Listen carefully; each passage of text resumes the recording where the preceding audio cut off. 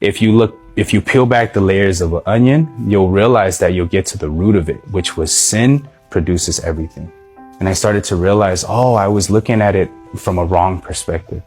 So he said, it's okay, you know, and then he used the analogy of like a car. And he was saying that there's a braking system in the car and it must overcome the accelerator.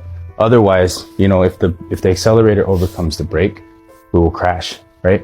No one would drive that car, even if it was a Ferrari, because it has no brakes. Likewise, we are people who need to have self-control. If we don't have self-control and our desires are like the accelerator, if it keeps going, I want to do drugs, I want to make money, then if you don't manage that, you'll crash out in life and you'll live miserably. And when he was saying these things, it was hitting me in the core of my heart. Like, wow, this guy knows me, but I just met him. And I really didn't understand how he knew me through and through, you know? And at that time, he said, you're a person, because you were born flawed, imperfect, in sin, you don't have the capability to stop yourself. And so you need something else to help you. And in that case, he said, that's where I come in as a pastor. He said, I am your braking system, right? So at that time, he had asked me this one question, and he said, how is your relationship with your father? I said, it's horrible. I honestly hate him.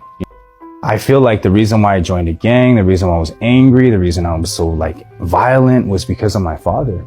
But he had mentioned, okay, so listen to me very carefully. He said, when you meet your father, I want you to apologize to him.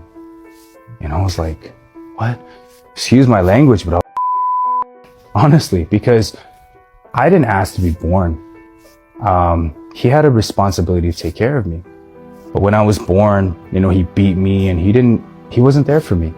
And I felt like just so angry when he asked me to apologize to him. And you know what he said was, he said, Johnny, you're right. But because you're right, you know, that he beat you and you didn't have a good childhood, you're also miserable. And that hit me, you know, really deeply. You're miserable because when you go outside and you see fathers who do respect their children, who did raise them well, you know, you feel that pain.